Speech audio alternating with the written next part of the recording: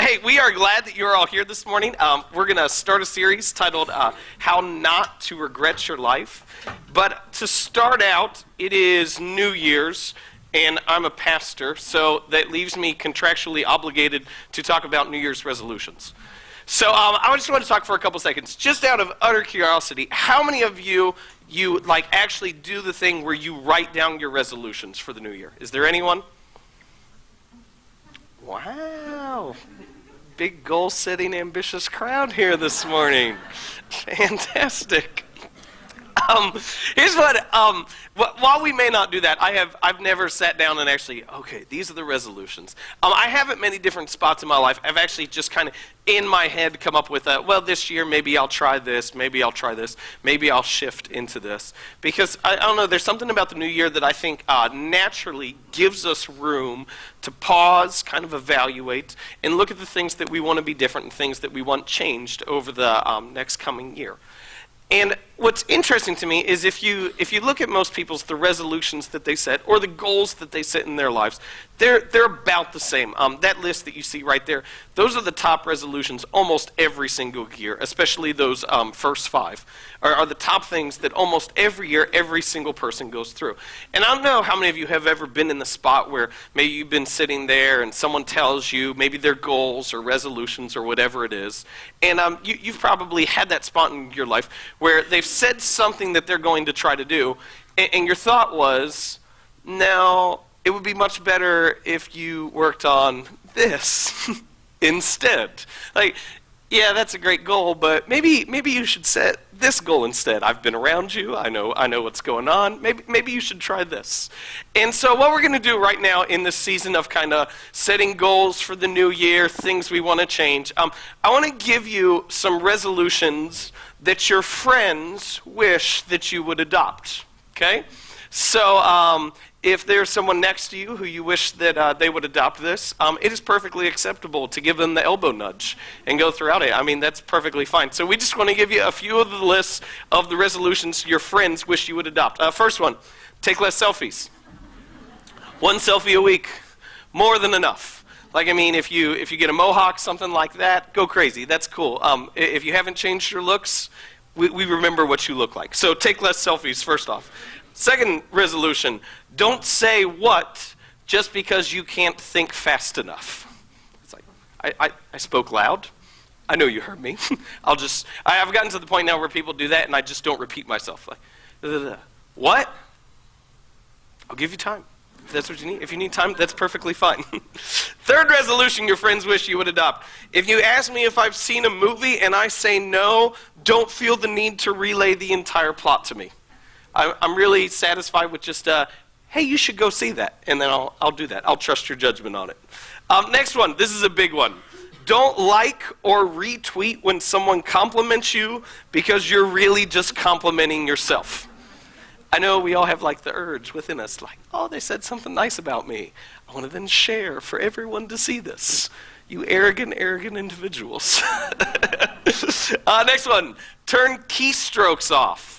If you don't know what keystrokes are, keystrokes is the setting on your phone where as you type, it makes that awful clicking noise, which for the person who's typing, it makes them feel like they're texting at an incredible rate. Because like the click, click, click, click, click. You're just like, oh man, I am so good at this.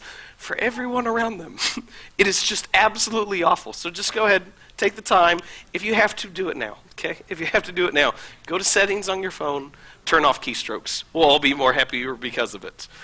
Next one, this is a big one for me. Quit re-inviting me to play Candy Crush. I know it's there, okay?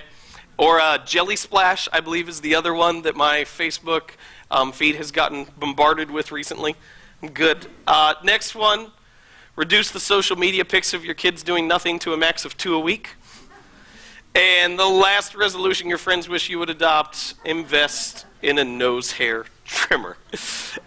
When we get to this part of the year where people look at resolutions and the goals that they want to set, we all kind of have these things of, if I did this, my life would be better. If I did this, this would happen. And instead of talking about that, the things that we're trying to pursue, the things that we're trying to do, I want to switch the question a little bit this morning. And that is, not what are you trying to accomplish, not what are you pursuing. I want to ask, what are you avoiding? For all the changes that we make and all the things that we do over time, believing that our lives are going to be better because of it, what is the thing that we're actually seeking to avoid at that same point in time? Because in the same way that we're moving towards something, we're also intentionally moving away from something.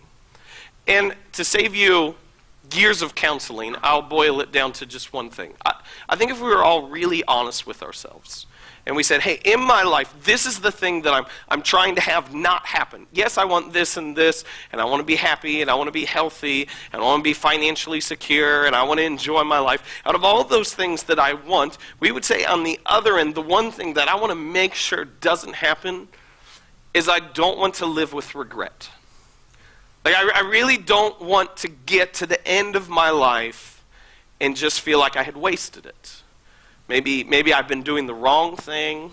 Maybe I had spent my time incorrectly, spent my time with people incorrectly. Like, I think that's the one thing that for each and every one of us, that's just kind of a fear within us of, you know what, at the end of the day, at the end of my life, I just don't want to feel regret. And it's interesting. Regret is this concept that it's almost like we're afraid to talk about. And we'll talk about regret in terms of little things. Like, we'll talk about regret in terms of, like, we're out to eat and the person next to us orders a meal that looks much better than ours. And we'll kind of give oh, that looks good. I wish I would have ordered that. And then we'll kind of go back to eating our macaroni, which for me, I would never feel regret because macaroni is fantastic. So, but like, we'll talk about regret in those little spots in our lives of like, oh, I wish I would have done that.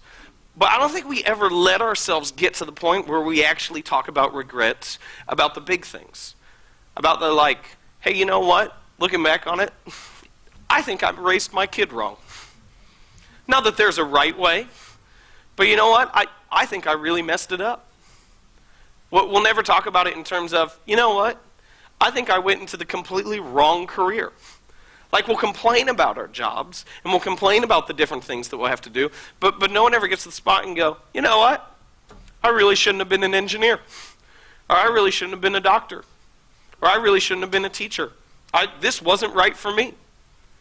And it's because I really think that we're afraid to think that because our days are so short, and our time on earth in our life is so limited, despite how you feel, for those of you who go to cheer competitions, I know you disagree. Time is like limited?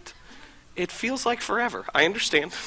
I know we may disagree with that, but it's like our days are so short and our time is numbered. We don't want to feel like we wasted chunks of our life. We don't want to feel that regret. So much to the point that we're even afraid to bring up the discussion. And it's interesting because if you look for writings on regret, they're almost non-existent. Not many people have written accounts of, this is how I lived my life completely wrong. This is how I screwed everything up and how I did everything and just wasted it away. Which makes what we find in the book of Ecclesiastes so significant. If you have your Bibles with you this morning, whether in paper or on your phone, open it up to the book of Ecclesiastes. And it's a little hard to find because no one ever talks about Ecclesiastes because it's rather depressing. So go to the table of contents if you need to. But we're going to be in Ecclesiastes chapter 12 this morning. And what Ecclesiastes is it's this account by this guy by the name of Solomon, who we're going to talk a lot about, and I'll get into his background more in just a second. But it's this account by a guy by the name of Solomon of his life. And what he does is he lives this phenomenal, incredible life. This life that has so much more happen than any of us will ever have in our lives. And he gets to the end of his life, and this is how he starts his account. This is like his autobiography. And he starts with these words: meaningless, meaningless, everything is meaningless. Now, I understand why that is not going to be a bestseller. Like, it's not really like, oh yeah, can't wait to get into that. But I mean, he starts his life, his account at the end of his life and go, you know what? None of it really matters.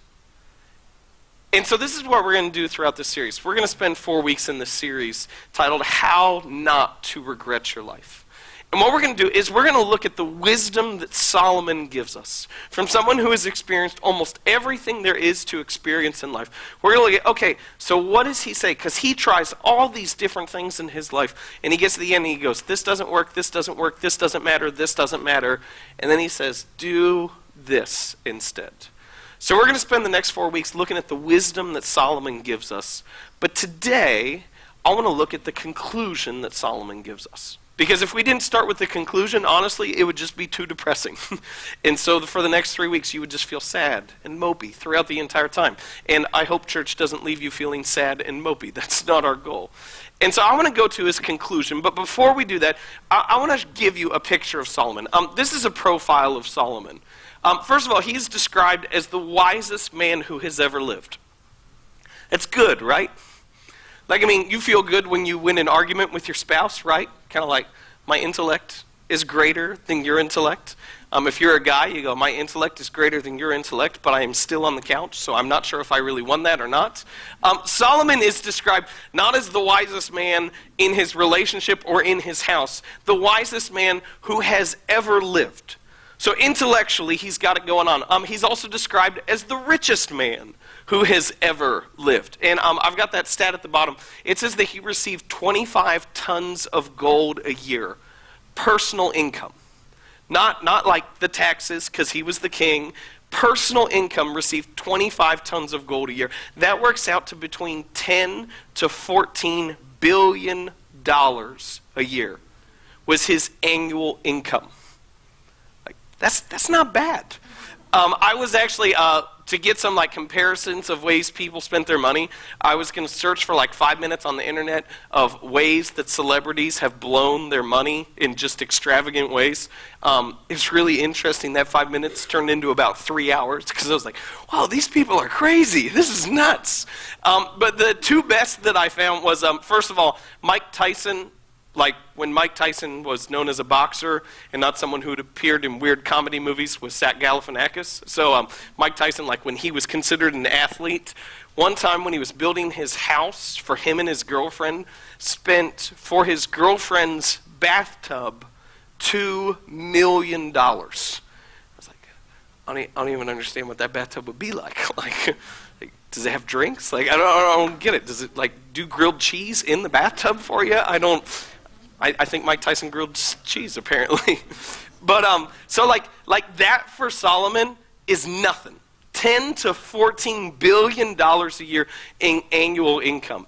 And then the other story that I heard that was really extravagant was about Derek Jeter, how there's been a lot of press over the last year or so that Derek Jeter he's the shortstop for the Yankees, hasn't been given enough time to baseball because he's been busy building this house over the last 2 years, which I'm perfectly fine with because I don't like the Yankees, so anything that happens for that I'm good with.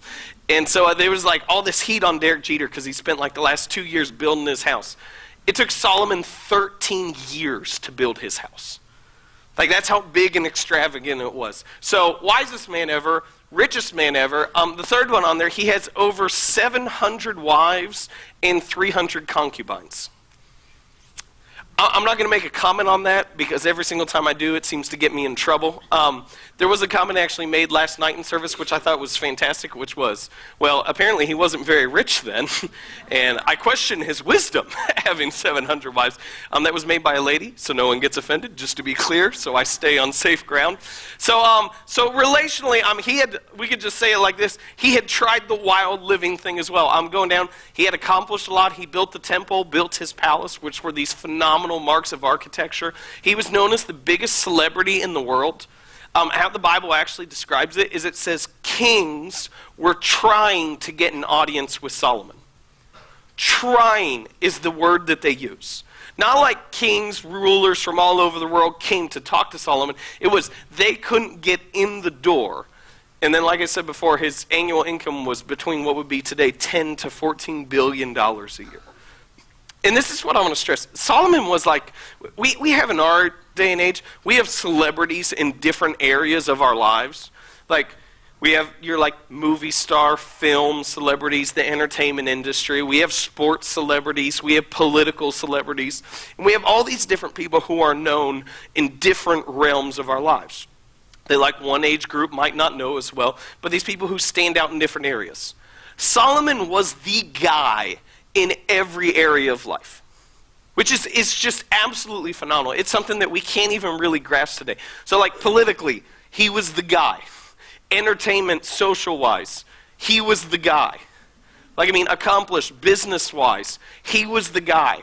Like, he would have been on the cover of People every year. He would have been on the cover of Time magazine every year. He would have been on the cover of the New Yorker every year. Like, it doesn't matter what field you're in. Everyone was trying to get a piece of Solomon because he was so well known and so important and so incredible.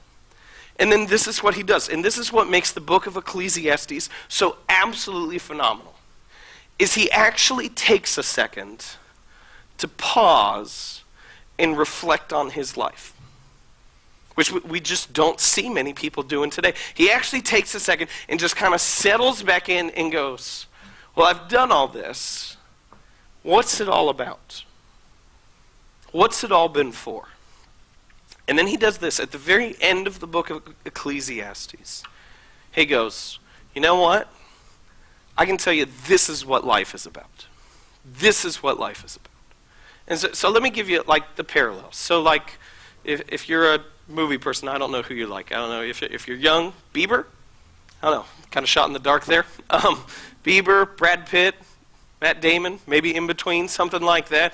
If you're more of a sports person, you may say LeBron James, Michael Jordan. I just want you to know, Michael Jordan, better than LeBron James. If you pick LeBron James, that's just silly. I only preach truth on Sunday mornings. So there we go. But like if that person, let's say that person, whoever it was that you idolized, whoever that person that you would say the poster was on your wall, or the poster was on your wall as a kid, because if you're married, that's a little weirder. But whoever that person is, if they were walking down the street today, and you came up to them, and they just kind of had a casual conversation with you, and then they paused and they went, hey, let me tell you, out of all the things that you're going to try in life, this is what it's about. You would listen up, right? Like you would block out everything else in the world that was going on, everything that you had to do that day, and you would just be like, oh my goodness, I am going to remember every last word that you said. And that's what Solomon does for his people of his day and for us today. The person who is the biggest celebrity, the most accomplished person in the entire world says, hey, listen up. Let me tell you what it's all about. And so this is what he writes at the end of the book of Ecclesiastes. This is Ecclesiastes 12, verse 13. And he starts with this. Now all has been heard. Here is the conclusion of the matter. I want to talk about that word all for a second. Solomon is the only person who can ever say that. Like in your life, you will not get the opportunity to try everything. And there will always be areas of your life as you're looking for meaning, purpose, significance, things that matter, or happiness. There's always going to be some things out there that you're going to go, maybe that would be it. You lose your job. Maybe if I tried this job. You go, okay, I did the family thing. Maybe if I tried wild living. Maybe you did the wild living thing and said, maybe if I tried family. There will always be something that you think, maybe if I did this, my life would be better. And you can run your entire life like that. Maybe if I was famous, my life would be better. Solomon is the only person who can actually go in his life and go, you know what? I've done it all. Now all has been heard. Anything that you want to try, he's done. And he goes, here's the conclusion. And he says this, fear God and keep his commands, for this is the whole duty of man. Fear God and keep his commands. I'm not gonna lie, when I read that for the first time, I was a little disappointed. Because my thought was, well, I know that. I mean, you're the guy. I mean, you're the guy who everyone wants to be. And you say, this is what it's all about, and it's something that I learned as a little kid. Fear God and keep his commands. This is what life is all about. It felt like a little bit of a letdown. Let's talk about it for just a second and what he's pointing to. First of all, I want to talk about that fear God side. That is not afraid. That is not cowering. That word means different in terms of the context that they use it. It's about respect. It's about honor. It's about love. And I think for a lot of times when we read in the Bible, we read fear God or fear of the Lord, we take it as like we're supposed to hide in the corner or something like that. We actually had a rather heartbreaking incident in our family. It wasn't awful, but it made me really sad at the moment in our house. Our 3-year-old Maddie, she's really scared of the dark. Like, she's just, I don't know what happened, but she just hates the dark. And so we always leave her light on. And so one night I was tucking her into bed, and her little sister Emily was crying, and she's like, Emmy's crying. I was like, yeah, she is. She goes, sometimes Emmy cries. And like, we're the kind of parents, like, she cries, and we're like, you can cry, I'm going to bed. And so she's like, sometimes Emmy cries at night. And I'm like, yeah, she does. And I went, do you cry at night? And she goes, sometimes when you turn the light off, I cry. I was like, and she goes, will you leave the light on? I was like, I will leave the light on forever. I don't care how expensive electric ever gets. I will leave the light on. We're good to go. But I think sometimes we think that when we hear fear God, we think like little kid afraid of the dark. And that's not it. It's respect. It's love. And he says this, and keep his commands. Now, that could sound really confusing at first. But I want to show you something else that happens that explains that keep his commands part. And then we'll come back to what Solomon says. Jesus has this encounter in his life where these people come to him, and I'll just go to the question. This is the question that they asked Jesus later on. They say, teacher, which is the greatest commandment in the law? And so how they operated, they had the Old Testament, which is the first part of the Bible. It's actually about the first 2/3. And it's filled with all these commands and laws. And what they're asking is not really which is the greatest commandment. What they're really asking, the question underneath it is, what's it all about? It's the same thing that Solomon is pointing to when he goes, hey, I've tried everything. Here's the conclusion. And so they're coming to Jesus and they're going, hey, Jesus, what is all this thing that we have to kind of muddle through and work through? What is it all about? And this is what Jesus says in response to them. It says, Jesus replied, love the Lord your God with all your heart and with all your soul and with all your mind. This is the first and greatest commandment. It's exactly what Solomon said. Fear God. Jesus says it like this. I like this version better. Love the Lord your God with all your heart, soul, mind, and strength. And he says, and the second is like it. Love your neighbor as yourself. So when Solomon says fear God, Jesus says love God. When Solomon says keep his commands, Jesus says love your neighbor as yourself. And I think sometimes, and it's good that we teach it to kids like this, but at a certain point in time, you should grow up. As kids, we teach it like this. You should treat others the way you want to be treated, which is a surface level application of it. Jesus is pointing to something much deeper. It says, love your neighbor as yourself. And for your neighbor, he's not just talking about the people who you like. He's talking about the people who are around you, who may be right next to you, whether you like them or not. No matter what's going on, Jesus is saying, no. Love your neighbor as yourself. This is what it's about. And this is what I believe that Solomon and Jesus were both pointing us to. They were leading us to focus on the eternal. You see, so much of our lives are spent in just focusing on the little, minute, day-to-day things. And we get stressed out over just kind of the ordinary, mess up our schedule, things that don't go quite right. And that can ruin our day. That can ruin our month. That can ruin our year. And sometimes these things won't go quite right. And it's just kind of like, oh man, we feel a little lost. We don't know what to do. We're upset. And it ruins us. And you say, no. Here's what life is about. It's not about focusing on the little minute things that happen. Not that those don't matter. It's about living your life with a focus on the eternal. On the things that last. And it doesn't get any more eternal than a relationship with God. And I know it's been said before, and I know it's kind of overused, but it's a matter of, you know what, when you die, when you actually get to that spot in your life where you are no more, you don't get to take anything with you. And so why do we live our lives with such an emphasis on the things that we don't get to take with us? Wouldn't it make a lot more sense to live our lives focused on the things that last, focused on the things that actually are eternal? Our relationship with God primarily there? He's going, you know what? This is how you live a life that you're going to regret. You live a life that you're going to regret by focusing on the ordinary, day-to-day stuff and obsessing over it. And that's where most of us live our lives. We live our lives by obsessing over the temporary. Like, I get upset when I pull up to the light. And I love that in Maysville, I can refer to it as the light. And you all know which light I'm talking about.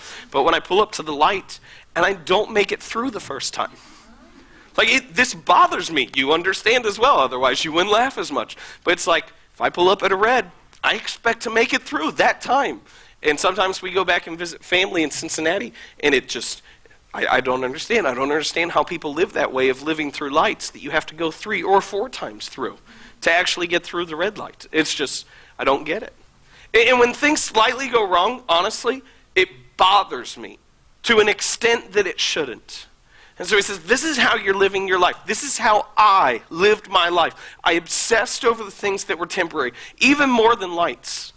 I obsessed over accomplishments, fame. Now, for those of us here, we would say, I'm not real worried about fame. And I would say, yes, you are. Like, you don't expect to show up in People magazine or something like that, but you're worried about fame among your friends. You're worried about how well liked you are, how popular you are, which feels weird. It feels like a junior high school word, but it still very much exists in the world of adults today. He said, I worried about accomplishments, I worried about fame, I worried about money to a great extent in terms of what I could buy, what I could bring in. He goes, you know what, that's temporary. And so he says, this is how to not regret your life. You focus on the eternal. And then he actually builds it in there. He says, this is how you remember to do that. Fear God and keep his commands. With emphasis on the keep his commands part of the love your neighbor as yourself. Let me show you how that works. Let me give you one easy example. So I get the opportunity, and I really enjoy it. There's a group of guys that play basketball at the YMCA in the morning. And so I play with them a couple days a week. And normally it's a good-natured game. It's a fun game. People are pretty light, casual, friendly. Every once in a while, I don't know, kind of the jerk comes out in everybody. Not me. Them. But that happens. And so it happened a couple weeks ago where we were playing, and I was dribbling through the lane, I was driving past, and I went in for a layup, and this dude just stuck his elbow out. And it caught me right in the chest, like right in the rib cage. And I wanted to be manly about it, and just be like, and walk off. I don't know, it did not work out that well. Instead, I kind of gave a, and the guys I was playing with were very compassionate that they all just ran down to the other side of the court. So I'm like standing there like, oh, I think I just collapsed along, like going through it. And the interesting thing is, and you'll understand this, so what's my immediate reaction to that? You know what, I should love my neighbor as myself. That person is a child of God, and I want them to know it. No, that wasn't my reaction was, it's on. If we're going to play like that, we're going to play like that.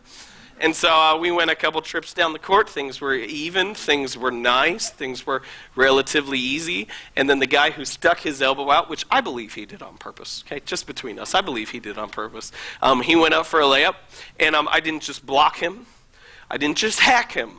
I shoved him to the ground. Like, it happened. I understand. But, I mean, you've been there. Maybe you haven't, which makes me seem like a worse person. But like, that's what I did, because that was my response. My response in that moment was, if you're going to play like that, then I'm going to play like that. And that's how we do stuff, right? Like, you may not do it in sports, but like, if someone says something, someone says something about you, your response is, okay, well, I'll just talk about them. If someone acts like a punk to you, you want to immediately do the same thing back to them, because that's what we're taught. We're taught from how people model things and from how our friends affirm us that if someone acts like this, you are perfectly fine giving the same back to them. And we'll even say it like this: they deserve it. And he's saying, no. Love your neighbor as yourself. And this is what happens. This is what would have happened if I would have acted like not even a pastor, just a Christian in that moment. If I would have gone, instead of, I'm going to play like that right back to him, if I would have gone, I need to love my neighbor as myself, that would have felt so unnatural. Like, it really would have. It would have felt so unnatural that I would have had no choice but to remind myself about who I'm living for. You see, when we love our neighbor as ourselves, like really, really love them, it takes us out of our everyday focus on things that don't matter and automatically puts our perspective back on God. And so Solomon says this at the end of his life. He said, you know what? I have tried everything. Like literally, I have tried everything. And my conclusion is, I have wasted my life. I have just thrown it away. It is meaningless, the things that I have spent my life on. And he says, this is what I want for you. I don't want you to go down that same path. For some of you, you've got 60, maybe 70 years ahead of you. For some of you, you maybe have 10. He says later on in the book of Ecclesiastes, he says, the Lord numbers our days. He said, we only have a limited amount of time. And he says, you know what? I regret a lot of my life. And I think that's the one thing for all of us that we want to avoid. We desperately don't want that feeling. You know what? I can't get those days back. And I wish I would have spent them differently. I wish I would have spent my life differently. And so he says this. This is what life is about. This is how to not regret your life. You focus on the eternal. You focus on your relationship with God because it doesn't get more eternal than that. And the way that you continually remind yourself about that is you love those around you. Because it constantly puts your perspective back on things that are eternal. And maybe this is the hardest part. Especially those who aren't very lovable. Especially those who aren't very lovable. He says, I don't want you to regret your life. And I don't want you to either. And so let's take Solomon's advice and focus on the things that last. Let me pray for you. Lord, for each of us here today, the idea of regret, remorse is, I don't know, it's just something we want to avoid if we can. It's something that we want to steer clear of if it is at all possible. And so, Father, for us today, let us heed Solomon's words of wisdom. For those of us who feel the need to make our own mistakes, to go down our own wrong path just to figure stuff out, help us to understand that Solomon has already been there, as many others have. And let us take his wisdom. Let us focus on the things that last. Let us not obsess over the things that are here today and gone tomorrow. Lord, help us to put our trust in you. We trust all these things